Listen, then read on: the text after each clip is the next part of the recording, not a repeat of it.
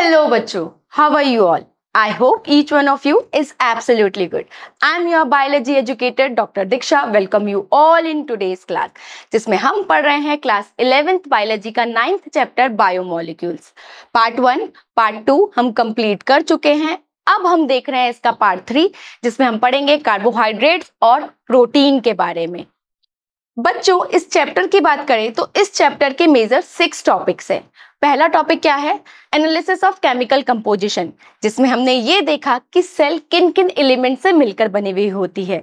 यही एलिमेंट्स क्या करते हैं? बायोमोलिक्यूल्स बनाते हैं, जिन्हें ऑर्गेनिक कंपाउंड भी बोला जाता है। तो इसमें हमने क्या देखा? एलिमेंट एनालिसिस के बारे में पढ़ा, केमिकल एनालिसिस के बारे में पढ़ा, साथ ही साथ हमने ऐश एनालिसिस के बारे में भी पढ़ा था। फिर हमने प्राइमरी और सेकेंडरी मेटाबोलाइट्स देखे कि प्राइमरी मेटाबोलाइट्स कौन से होते हैं, सेकेंडरी मेटाबोलाइट्स कौन से होते हैं। सेकेंडरी मेटाबोलाइट्स की मैंने आपको एक टेबल बताई थी, बच्चों याद कर लेना, एग्जाम में क्वेश्चन आता है। फिर हमने मैक्रोमोलिक्यूल्स के बारे में पढ़ा कि इनका साइज कितना होता है। फिर हमने लिपिड और फैट्स के बारे में पढ़ा, उनकी स्ट्रक्चर देखी, उनका टाइप देखा। अब हम देख रहे हैं कार्बोहाइड्रेट, फिर हम प्रोटीन देखेंगे, फिर प्रोटीन की स्ट्रक्चर और न्यूक्लिक एसिड के बारे में पढ़ेंगे। एंड टॉपिक आपका क्या है? एंजाइम। तो चलो स्टार्ट करते हैं कार्बोहाइड्रेट से। बच्चों, कार्बोहाइड्रेट की बात करें तो रोज आप अपनी डाइट में क्या लेते हैं? कार्बोहाइड्रेट लेते हैं। तो ये क्या है? इंपॉर्टेंट सोर्स ऑफ एनर्जी है। भाई जो सीरियल्स खाते हैं आप, वो क्या है? कार्बोहाइड्रेट ही है। और कार्बोहाइड्रेट की स्ट्रक्चर में क्या होता है? पॉलीहाइड्रोक्सी एल्डिहाइड या पॉलीहाइड्रोक्सी कीटोन देखने को मिलता है। क्या होता है अभी मैं स्ट्रक्चर से बताऊंगी, ठीक है। कार्बोहाइड्रेट आपको प्लांट में कहाँ देखने को मिलते हैं? सेल्यूलोज और स्टार्च फॉर्म में। सेल्यूलोज क्या है? प्लांट की सेल वॉल बनाता है। और स्टार्च क्या है? प्लांट अपना स्टोर फूड कैसे करता है? स्टार्च फॉर्म में करता है। हम ह्यूमन ग्लाइकोजन फॉर्म में करते हैं, प्लांट स्टार्च फॉर्म में करता है। ठीक है, क्लियर? क्या है? कार्बोहाइड्रेट आपका प्राइमरी सोर्स है, इंपॉर्टेंट सोर्स ऑफ एनर्जी है। ठीक है, साथ ही साथ इसकी स्ट्रक्चर कैसी होती है? पॉलीहाइड्रोक्सी एल्डिहाइड या पॉलीहाइड्रोक्सी कीटोन स्ट्रक्चर होती है। ठीक है, प्लांट में भी देखने को मिलेगा, एनिमल्स में भी देखने को मिलेगा।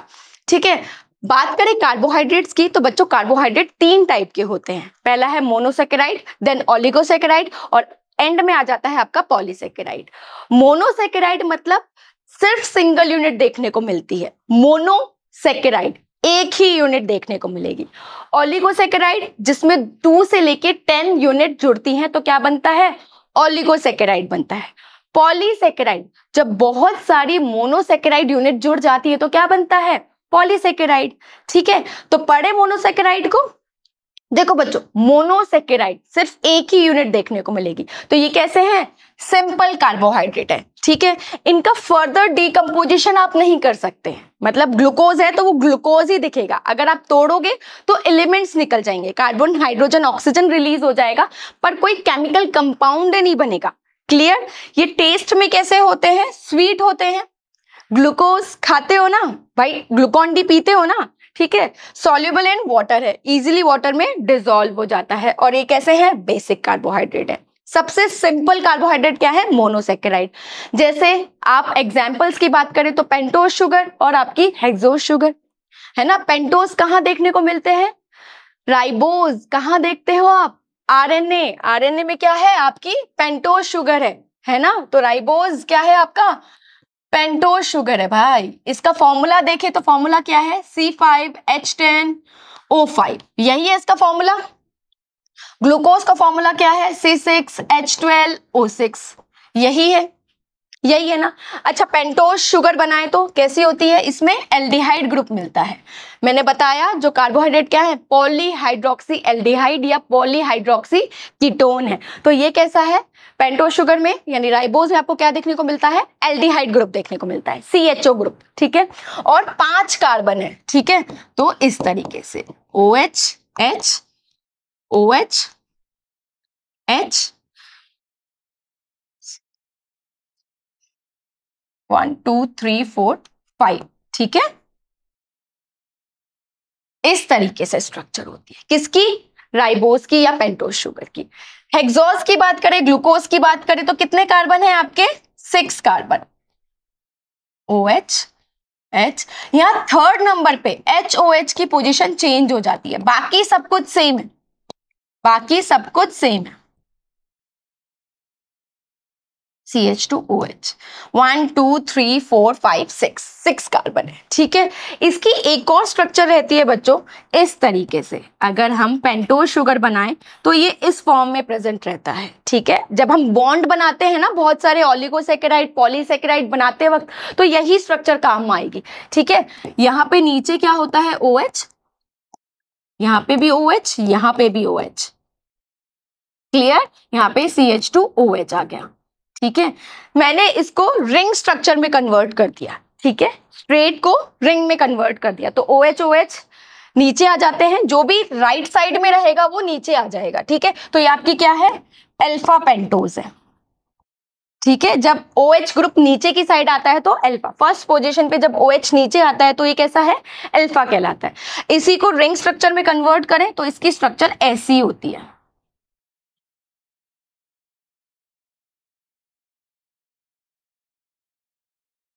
ठीक है। यहाँ पे OH नीचे अल्फा है, यहाँ पे OH थर्ड नंबर पे क्या होगा, पोजीशन चेंज हो जाएगी, क्लियर। कैसे याद कर सकते हो, 3 तिगाड़ा काम बिगाड़ा, ठीक है, ठीक है, क्लियर। ये आपकी रिंग स्ट्रक्चर बन गई। जब आप बॉन्ड बनाओगे ना, ग्लाइकोसाइडिक बॉन्ड मोनोसैकेराइड यूनिट्स के बीच में जब बॉन्ड बनाओगे तो यही स्ट्रक्चर आपकी काम में आएगी। तो मोनोसैकेराइड कौन से हैं, पेंटोज हो गया, हेक्सोज हो गया, ट्रायोज हो गया, टेट्राओज हो गया, ये आपके क्या है, मोनोसैकेराइड है। आगे हम देखें ओलिगोसैकेराइड, जिसमें क्या होती है 2 से लेके 10 तक आपको मोनोसैकेराइड यूनिट देखने को मिलेगी। इनके बीच में बॉन्ड बनता है, कौन सा बॉन्ड, ग्लाइकोसाइडिक बॉन्ड। भाई 2 यूनिट को जोड़ोगे तो जोड़ने के लिए कोई ना कोई बॉन्ड तो लगेगा ना, तो कौन सा बॉन्ड होता है, ग्लाइकोसाइडिक बॉन्ड होता है, ठीक है। किससे बनते हैं, 2 से लेके 10 तक मोनोसैकेराइड यूनिट के जुड़ने से बनते हैं, ठीक है। एग्जाम्पल क्या हो गया, सुक्रोज, लैक्टोज और माल्टोज। ये स्ट्रक्चर मैंने आपको भी ग्लूकोज की बना के दिखाई थी ना, और जब जुड़ जाएंगे ग्लाइकोसाइडिक बॉन्ड से तो क्या बन जाएगा, माल्टोज बन जाएगा, ठीक है। माल्टोज में क्या होता है, glucose plus glucose, 2 glucose unit जुड़ जाती है तो माल्टोज बन जाता है, ठीक है। इस तरीके से बना लोगे, H2O रिमूव कर दोगे, कंडेंसेशन हो जाएगा और आपका क्या बन जाएगा, माल्टोज बन जाएगा। इस तरीके से आप सुक्रोज और लैक्टोज भी बना सकते हो। बच्चों सुक्रोज को बोला जाता है कैन शुगर, गन्ने में प्रेजेंट रहती है। लैक्टोज को मिल्क शुगर बोला जाता है, दूध में प्रेजेंट रहती है। माल्टोज को माल्ट शुगर बोला जाता है, ठीक है। तो ये आपके कैसे हैं, सिंपल डाइसैकेराइड है, 2 यूनिट के जुड़ने से बने तो डाइसैकेराइड है। आपकी बुक में सिर्फ डाइसैकेराइड के बारे में बताया गया है, आपको पढ़ना भी यही है। अब हम देखते हैं पॉलीसैकेराइड। बहुत सारी मोनोसैकेराइड यूनिट के जुड़ने से क्या बनता है, पॉलीसैकेराइड बनता है। कौन सा बॉन्ड बनेगा, ग्लाइकोसाइडिक बॉन्ड बनेगा, ठीक है। तो polysaccharide present in acid insoluble part, ये बात हमको पहले से ही पता है कि पॉलीसैकेराइड आपका कैसा है, मैक्रोमोलिक्यूल है, मॉलिक्यूलर वेट 1000 डाल्टन से कहीं ज्यादा होता है, तो ये कैसा रहेगा, एसिड इनसॉल्युबल पार्ट में देखने को मिलेगा, ठीक है। और लॉन्ग चेन ऑफ शुगर होती है ये, क्लियर। बहुत सारी जब मोनोसैकेराइड यूनिट जुड़ जाएंगी तो क्या बन जाएगा, पॉलीसैकेराइड बन जाएगा, जिनका साइज बहुत ज्यादा होता है, ठीक है। बच्चों पॉलीसैकेराइड के एग्जाम्पल्स की बात करें तो एग्जाम्पल क्या है, सेल्यूलोज, ग्लाइकोजन, एमाइलोज, एमाइलोपेक्टिन, ये दोनों यूनिट हैं, क्या किस में होती हैं, ये स्टार्च में होती हैं। स्टार्च में एमाइलोज और एमाइलोपेक्टिन 2 यूनिट देखने को मिलती हैं, जिनसे क्या बनता है, स्टार्च बन जाता है, ठीक है। बच्चों पॉलीसैकेराइड की बात करें ना तो हो सकता है उसमें सिर्फ एक ही यूनिट मिले और वही रिपीट होती रहे, तो क्या बन जाएगा, होमोपॉलीसैकेराइड। जब 2 या 2 से ज्यादा यूनिट जुड़ जाती है ना मोनोसैकेराइड यूनिट, तो क्या बनता है, हेट्रोपॉलीसैकेराइड, ठीक है। तो आपके पॉलीसैकेराइड 2 तरीके के होते हैं, ठीक है, होमोपॉलीसैकेराइड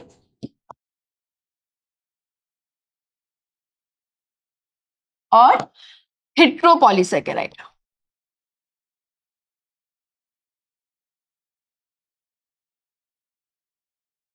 ठीक है। होमोपॉलीसैकेराइड में क्या आ जाएगी, सिर्फ एक ही यूनिट रिपीट होती रहेगी, जैसे आपके सेल्यूलोज जो कि प्लांट में मिलते हैं, फिर आपके क्या आ जाएंगे, स्टार्च जो कि प्लांट स्टोर करता है एनर्जी के फॉर्म में, फिर इनुलिन, इनुलिन क्या है? इंसुलिन नहीं है, इनुलिन है। कई कई प्लांट्स में देखने को मिलते हैं ये। फिर आपका ग्लाइकोजन, जो कि ह्यूमंस में मिलते हैं, स्टोर फूड है ना ग्लाइकोजन, ठीक है।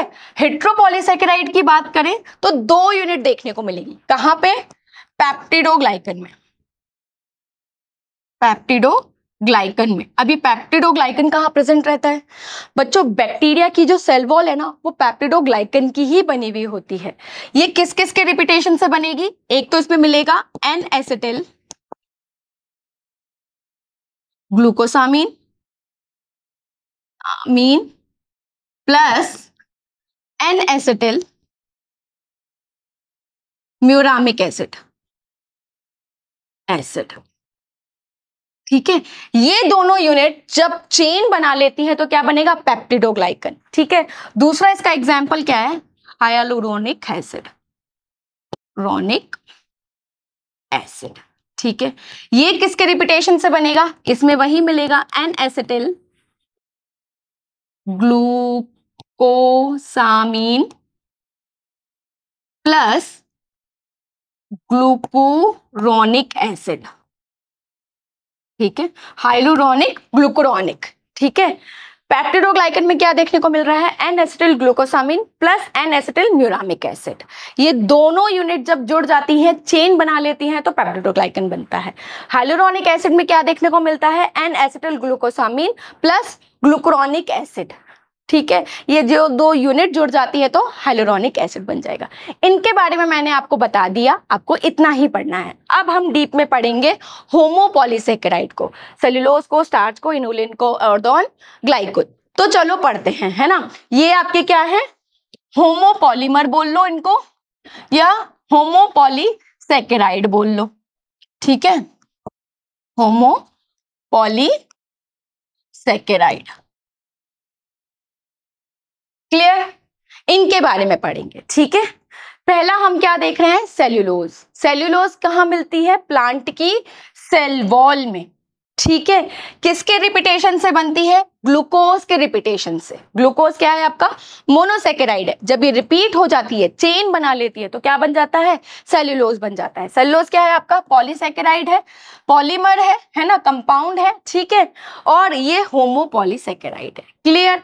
ये बच्चों आपका पेपर बनाने में भी यूज होता है। जो पेपर बनता है ना, जिसपे आप लिखते हो, वो सेल्यूलोज का ही बना है। साथ ही साथ जो कॉटन फाइबर है, वो भी सेल्यूलोज से ही बने हुए होते हैं, क्लियर?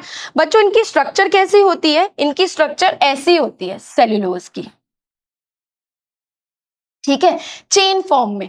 कहीं पे भी हेलिक्स दिखाई नहीं देता, तो आयोडीन इनसे रिएक्ट ही नहीं कर पाता, चेन है और ये बॉन्ड से जुड़े हुए हैं, ग्लाइकोसाइडिक बॉन्ड से, तो ये आयोडीन टेस्ट नेगेटिव देते हैं। जबकि हम स्टार्च की बात करें बच्चों, तो स्टार्च में क्या है? ग्लूकोज के रिपीटेशन से ही बनेगा, पर की स्ट्रक्चर कैसी होती है? हेलिकल होती है, इस तरीके से। तो आयोडीन यहाँ पे बीच में जुड़ जाता है और क्या देगा? पॉजिटिव टेस्ट देगा, ठीक है। मॉडिफाइड फॉर्म है किसका? सेल्यूलोज का, ठीक है। उसमें क्या थी? स्ट्रेट चेन थी, इसमें हेलिकल है, ठीक है। प्लांट अपनी एनर्जी कैसे स्टोर करेगा? स्टार्च फॉर्म में करता है। इसमें 2 यूनिट देखने को मिलती हैं, एमाइलोज और एमाइलोपेक्टिन। एमाइलोज क्या है? हेलिकल स्ट्रक्चर है, और एमाइलोपेक्टिन आपकी क्या है? ब्रांच स्ट्रक्चर है, क्लियर? इस तरीके से ये आपका एमाइलोज है, ये एमाइलोपेक्टिन है। एमाइलोज में आपको अल्फा 1,4 बॉन्डिंग देखने को मिलेगी, ठीक है। और जबकि यहां पे आपको अल्फा 1,4 तो देखने को मिलेगी, साथ ही साथ अल्फा 1,6 बॉन्डिंग भी देखने को मिलती है, क्लियर? ब्रांच है ना, सीधी चल रही है तो अल्फा 1,4 होगी, जब ब्रांच हो जाएगी तो क्या दिखेगा? अल्फा 1,6 बॉन्डिंग देखने को मिलेगा। ये आयोडीन टेस्ट पॉजिटिव देते हैं, क्यों? क्योंकि इनमें आयोडीन फंस जाता है। और कैसा कलर देंगे? ब्लू कलर देंगे, राइट? पढ़ते हैं आप, आपको पता होगा, ठीक है। यही आयोडीन टेस्ट सेल्यूलोज नहीं दे पाता, क्योंकि उसकी स्ट्रक्चर स्ट्रेट होती है, क्लियर? अब हम बात करें इनुलिन की। इनुलिन क्या है? आपका फ्रक्टोज का पॉलीमर है। जब फ्रक्टोज जुड़ जाते हैं तो क्या बनता है? इनुलिन। प्लांट में कहाँ देखने को मिलते हैं? ट्यूबर और डहेलिया प्लांट में। ये ट्यूबर है ना, गांठ है ना, इन गांठ में आपको क्या देखने को मिलता है? इनुलिन। एनर्जी सोर्स ही है, ठीक है। आगे हम बात करें ग्लाइकोजन की, तो ग्लाइकोजन क्या है? एनिमल में स्टोर एनर्जी है, ठीक है। जो एनिमल है अपनी एनर्जी कैसे स्टोर करते हैं, ग्लाइकोजन फॉर्म में ही करते हैं। किसके रिपीटेशन से बनता है, ग्लूकोज के रिपीटेशन से। होमोपॉलीमर है ना, ठीक है। इसमें बच्चों रिड्यूसिंग एंड और नॉन रिड्यूसिंग एंड देखने को मिलता है। देखो इसकी स्ट्रक्चर कैसी होती है, ऐसी होती है। जो राइट साइड होता है ना, राइट साइड, इसको रिड्यूसिंग एंड बोला जाता है। क्यों रिड्यूसिंग एंड बोला जाता है, क्योंकि ये क्या करता है, फैलिंग सॉल्यूशन को रिड्यूस कर देता है। ये केमिस्ट्री में आप अच्छे से पढ़ते हैं, वहीं पे पढ़िएगा। जस्ट आपको यहाँ पे जानना है कि इसके राइट हैंड को रिड्यूसिंग एंड बोला जाता है क्योंकि फैलिंग सॉल्यूशन को रिड्यूस कर देता है। लेफ्ट साइड को क्या बोला जाता है, नॉन रिड्यूसिंग एंड बोला जाता है, ठीक है, क्लियर। यहां पे भी अल्फा 14 और अल्फा 16 बॉन्डिंग देखने को मिलेगी। ये चल रहे हैं, ये वाला कौन सा है, 6 नंबर है, ये फर्स्ट नंबर है, तो यहाँ पे क्या मिलेगी, अल्फा 16 है ना ब्रांच में। जबकि स्ट्रेट चल रहे हैं तो यहाँ पे क्या देखने को मिलेगी, अल्फा 14 बॉन्डिंग। Clear, clear. ये तो आपकी हो गई ग्लाइकोजन। बच्चों नेचर में आपको सिंपल होमोपॉलीसेकेराइड तो देखने को मिलता है, साथ ही साथ कॉम्प्लेक्स होमोपॉलीसेकेराइड भी देखने को मिलता है। ये क्या होते हैं बच्चों, ऐसे पॉलीसेकेराइड जहां पे आपको सिंपल मोनोसेकेराइड यूनिट देखने को नहीं मिलती, कॉम्प्लेक्स देखने को मिलती है। जैसे यहाँ पे आपको अमीनो शुगर देखने को मिलेगी या केमिकली मॉडिफाइड शुगर देखने को मिलती है, जैसे एन एसिटिल ग्लूकोसामीन। ये क्या है, आपका मॉडिफाइड शुगर है, ठीक है। जब ये रिपीट हो जाते हैं तो क्या बनते हैं, कॉम्प्लेक्स पॉलीसेकेराइड, ठीक है। जैसे एग्जांपल है इसका काइटीन। काइटीन में क्या होता है, एन एसिटिल ग्लूकोसामीन रिपीट होता हुआ चला जाता है, तो ये क्या है, मॉडिफाइड शुगर है। इसकी रिपीटेशन से क्या बनेगा, कॉम्प्लेक्स पॉलीसेकेराइड बनता है।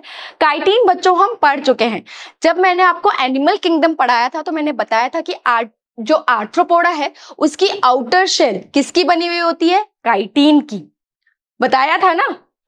तभी वो न्यूक्लियर अटैक के वक्त भी बच जाता है, बताया था। साथ ही साथ फंजाई की जो सेल वॉल होती है वो भी काइटीन की बनी हुई होती है।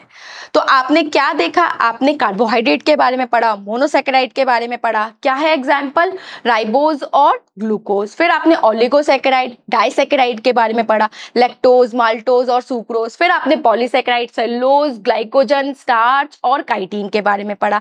अब हम देखते हैं आपका नेक्स्ट स्ट्रक्चर, प्रोटीन। प्रोटीन बच्चों क्या है, आपका मैक्रोमोलिक्यूल है। इसका साइज 1000 डाल्टन से ज्यादा होता है। किनसे मिलकर बना हुआ होता है, स्मॉलेस्ट यूनिट क्या है प्रोटीन की, अमीनो एसिड। अमीनो एसिड जब जुड़ते हैं ना तो प्रोटीन बन जाता है, और इन अमीनो एसिड के बीच में बॉन्ड बनता है पेप्टाइड बॉन्ड। तो प्रोटीन को पॉलीपेप्टाइड भी बोला जाता है। क्या बोला जाता है, पॉलीपेप्टाइड भी बोला जाता है। देखो जो अमीनो एसिड है ना वो बहुत सारे लाइन में जुड़ जाते हैं, ठीक है। ये अमीनो एसिड है, पहले बनाएंगे पेप्टाइड फिर बनाएंगे पॉलीपेप्टाइड, जिन्हें प्रोटीन बोला जाता है। अमीनो एसिड की बात करें बच्चों तो अमीनो एसिड ऑर्गेनिक कंपाउंड ही है, यानी कार्बन, हाइड्रोजन, ऑक्सीजन ही मिलेगा। ये सब्स्टिट्यूटेड मीथेन है।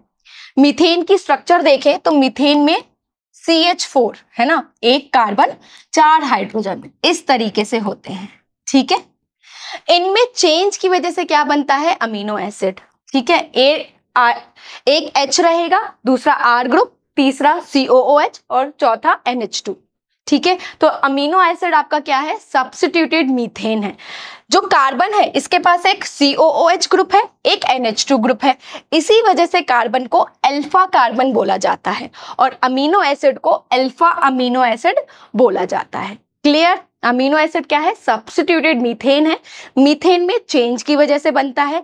अमीनो एसिड में एक अमीनो ग्रुप होता है, एक कार्बोक्सिल ग्रुप होता है, इसी वजह से अल्फा कार्बन बोला जाता है और अमीनो एसिड को अल्फा अमीनो एसिड बोला जाता है, ठीक है बच्चों। ये मैंने आपको स्ट्रक्चर बता दी अमीनो एसिड की। ये जो R ग्रुप है ना ये चेंज होता रहता है, इसको वेरिएबल ग्रुप बोला जाता है, ठीक है। कुछ में ये बहुत सिंपल होता है, किस में ये बहुत कॉम्प्लेक्स भी देखने को मिलता है। जो नेचर होता है वो अमीनो एसिड का वो डिपेंड करता है इस R ग्रुप पे। भाई R ग्रुप क्या है, चेंज होता रह रहा है ना, तो अमीनो एसिड का नेचर किस पे डिपेंड करेगा, इसी R ग्रुप पे डिपेंड करेगा। एक कार्बोक्सिल ग्रुप है, एक NH2 ग्रुप है, एक H है और एक वेरिएबल ग्रुप है और यही वेरिएबल ग्रुप चेंज होता रहता है। ठीक है, आगे हम देखें 20 different type of amino acids देखने को मिलते हैं। किस पे डिपेंड करते हैं? इसी आर ग्रुप पे। यही आर ग्रुप चेंज होते रहते हैं और 20 different kind of amino acids बना लेते हैं। सबसे सिंपलेस्ट अमीनो एसिड की बात करें तो वो क्या है? ग्लाइसिन। ग्लाइसिन में आर की जगह क्या है? एच है। बात करें एलेनिन की तो एलेनिन में आर की जगह क्या है? मैथिल ग्रुप। सीरीन की बात करें तो सीरीन में आर की जगह क्या है? CH2OH group. इस तरीके से ये आपका क्या है? ग्लाइसिन, एलेनिन और सीरीन। यहाँ पे आर की जगह क्या है? एच। तो सबसे सिंपलेस्ट हो गया, सबसे सिंपलेस्ट हो गया। ठीक है, आर की जगह एच। एलेनिन में आर की जगह CH3 है और यहाँ पे CH2OH है। कैसे याद कर सकते हो? गैस से। ग्लाइसिन, एलेनिन और सीरीन। ठीक है, देखो अमीनो एसिड की जो फिजिकल और केमिकल प्रॉपर्टी होती है ना, वो किस पे डिपेंड करती है? अमीनो ग्रुप पे, आपके कार्बोक्सिल ग्रुप पे और आर ग्रुप पे। ये आर ग्रुप चेंज होता रहता है। ठीक है, एल्केलाइन नेचर क्यों होता है? क्योंकि इसके पास क्या है? बेसिक ग्रुप है, NH2 ग्रुप है। एसिडिक इन नेचर होता है क्योंकि COOH है इसके पास। ठीक है, 20 different kind of amino acid देखने को मिलते हैं।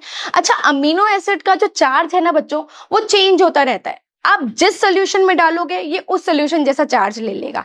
क्यों? क्योंकि इसके पास क्या है? अमीनो ग्रुप है, साथ ही साथ आपका कार्बोक्सिल ग्रुप भी है।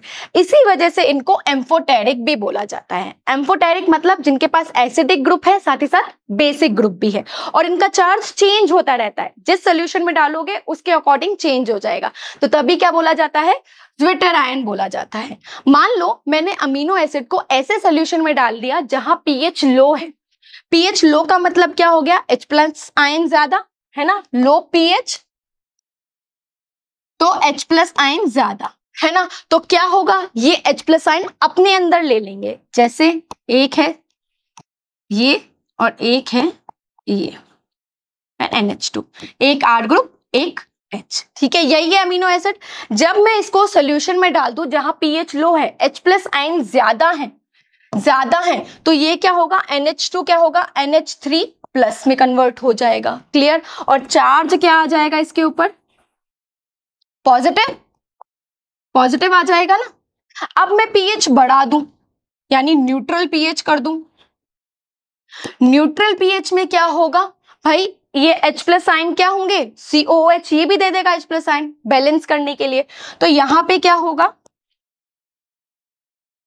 COO-, ये NH3+।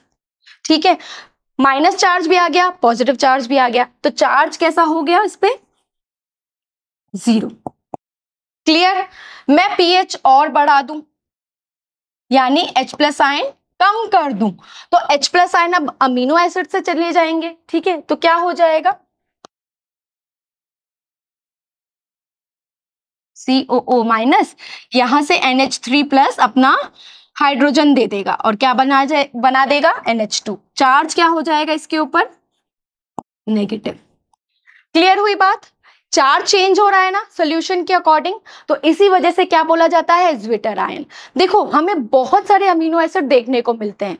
कुछ अमीनो एसिड ऐसे होते हैं जिनके पास एसिडिक ग्रुप ज्यादा होता है, उन्हें बोला जाता है एसिडिक अमीनो एसिड, जैसे ग्लूटामिक एसिड और एस्पार्टिक एसिड। इनमें क्या होता है? आपको एसिडिक ग्रुप ज्यादा देखने को मिलेगा। जैसे एक क्या है? COOH, ये NH2, ये H। मैं कोई ऐसा ग्रुप जोड़ दूं जिसके पास COOH है, तो टोटल एसिडिक ग्रुप ज्यादा हो गया ना, तो कौन से अमीनो एसिड हो गए? एसिडिक। एग्जाम्पल क्या है? ग्लूटामिक एसिड और एस्पार्टिक एसिड। याद हो गया? दूसरे टाइप के अमीनो एसिड कौन से हैं? एल्केलाइन अमीनो एसिड, जिनका नेचर कैसा होता है? बेसिक। इस तरीके से COOH, ये NH2, यहाँ पे H। मैं कोई ऐसा ग्रुप जोड़ दूं जहां पे NH2 है, तो टोटल बेसिक नेचर बढ़ गया ना। तो एग्जाम्पल क्या है? आर्जिनिन, हिस्टिडीन और लाइसिन। कैसे याद कर सकते हो? बहल से। बेसिक, आर्जिनिन, हिस्टिडीन और लाइसिन। थर्ड टाइप के हैं न्यूट्रल। न्यूट्रल में आपके कौन से आ जाएंगे? जिनके पास सेम एसिडिक ग्रुप है और सेम बेसिक ग्रुप है, ठीक है। इसमें आपके आ जाएंगे valine, glycine, alanine, leucine, isoleucine. ये क्या है आपके? न्यूट्रल है, न्यूट्रल चार्ज रहेगा। 4 टाइप के हैं एरोमेटिक। एरोमेटिक मतलब जिनके पास रिंग सर्कुलर स्ट्रक्चर है, ठीक है, सर्कुलर स्ट्रक्चर है। इसमें आ जाएंगे आपके टायरोसिन, फेलाइन एलेनिन और ट्रिप्टोफैन, ठीक है। इसके अलावा भी हैं जैसे सल्फर कंटेनिंग, इसमें आपका सिस्टीन और मेथियोनिन आ जाता है, ठीक है। आगे हम देखें special property of amino acid. देखो बच्चों, अमीनो एसिड क्या है? इसके पास आर ग्रुप मिल रहा है, यानी वेरिएबल ग्रुप देखने को मिल रहा है, साथ ही साथ अमीनो ग्रुप और कार्बोक्सिल ग्रुप देखने को मिल रहा है। इसका नेचर चेंज हो सकता है, जिस सोल्यूशन में डालोगे उसके अकॉर्डिंग चेंज हो जाएगा। 20 different type of amino acid देखने को मिलते हैं। सारे एग्जाम्पल्स मैंने आपको बता दिए, याद हो जाएंगे ना। देखो, आपका जो प्रोटीन है वो कैसा है? हेट्रोपॉलीमर है। कार्बोहाइड्रेट कैसा था? होमोपॉलीमर भी था और हेट्रोपॉलीमर भी था। प्रोटीन आपका सिर्फ हेट्रोपॉलीमर है। क्यों? क्योंकि different type of amino acid के जुड़ने से बढ़ रहा है। आर ग्रुप चेंज हो रहा है तो अमीनो एसिड चेंज हो रहा है, अमीनो एसिड चेंज हो रहा है तो प्रोटीन भी चेंज हो रहा है। तो प्रोटीन आपका कैसा है? हेट्रोपॉलीमर है, ठीक है। Different type of amino acid देखने को मिलते हैं। पहला है नॉन एसेंशियल, दूसरा है एसेंशियल। नॉन एसेंशियल मतलब जो हमारी बॉडी में बनते हैं, आउटर सोर्स से इनकी कोई जरूरत नहीं है। जैसे ग्लाइसिन, ग्लाइसिन हमारी बॉडी में बनता है तो कैसा हो गया? Non essential. एसेंशियल मतलब जिन्हें हमें बाहर से लेना पड़ता है।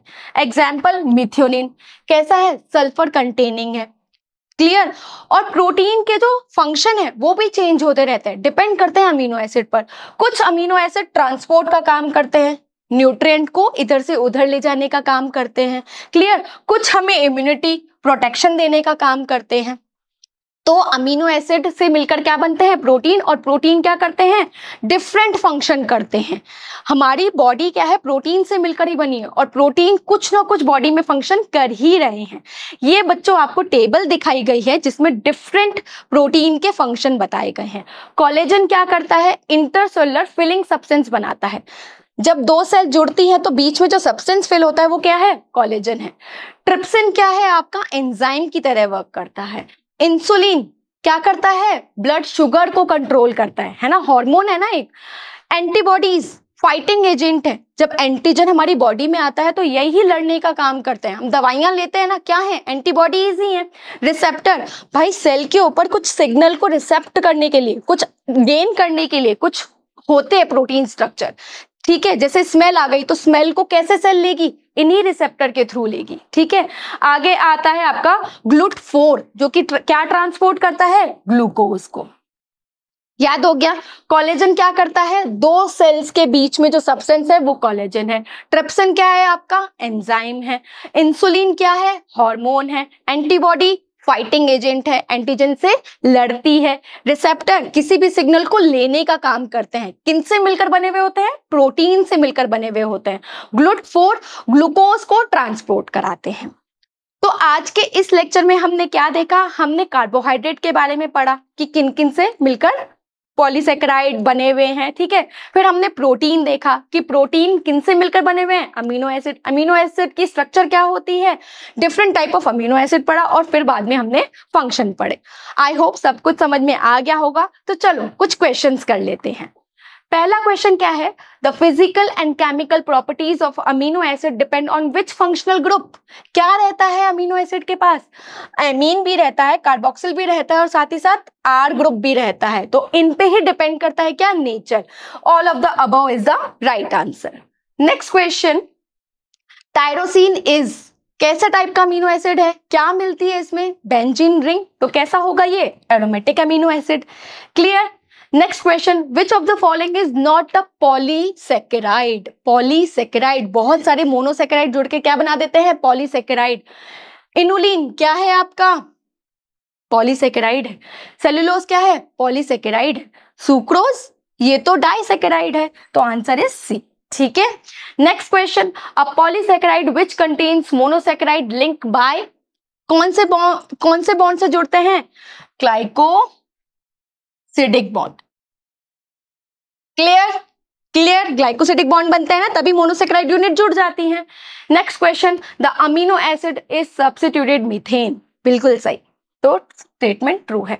तो ये है आज का लेक्चर जिसमें हमने कार्बोहाइड्रेट और प्रोटीन के बारे में पढ़ा। Thank you so much for watching.